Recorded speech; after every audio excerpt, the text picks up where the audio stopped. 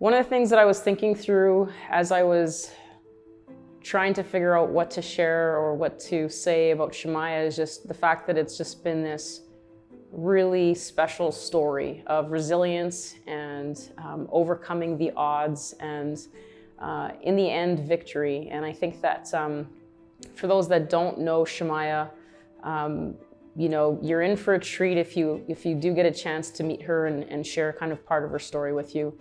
The way that I can describe it in ways, if I were to pick a biblical story, for instance, to reference part of her story, I would say Joshua is a lot like Shemaiah in the sense of having to supersede someone like Moses coming in and then recognizing I have to lead these people. And very similar to her this year, she's had to step into a pretty big leadership role and has done so with a lot of grace and a lot of humility.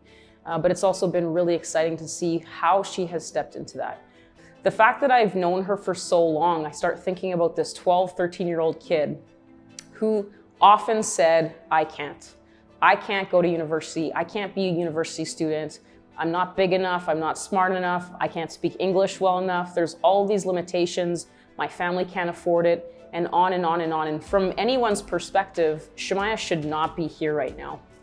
But that's what's so cool about her story, is that it's been such a great adventure in finding people to support her experiencing an amazing sense of community, both here at Trinity Western, and I would say within the Brit community, school community, the provincial team community, and obviously the Strath community, and obviously her family, just recognizing the many pools of people that have been supporting her along the way. When she was in grade 12, and we started this process of recruiting her to play university, she'd played on the U17 provincial team that I was coaching 2 years earlier. There was this sense of doubt that, are you sure you know what you're getting yourself into? I don't think that I can be a university student. And the student part was what was the biggest concern. But just like Joshua and the ability to come into a space and just build that trust, I think the words that the Lord spoke to him, be strong and courageous. Do not be afraid, do not be discouraged. And I look at that and I'm like, those are so many words, so often that so many people have been able to speak into her life.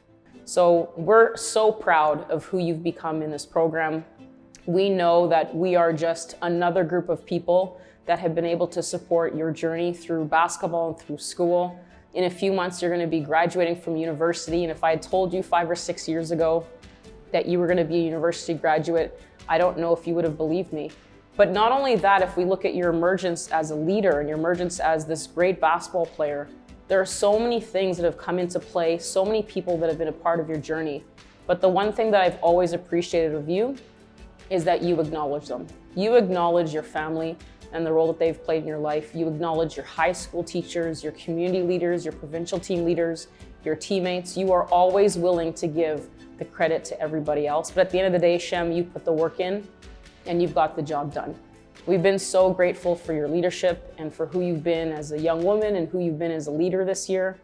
The fact that you have overcome so many challenges. My goal and my desire for you is to impact as many people that you can. Your story is so worth hearing.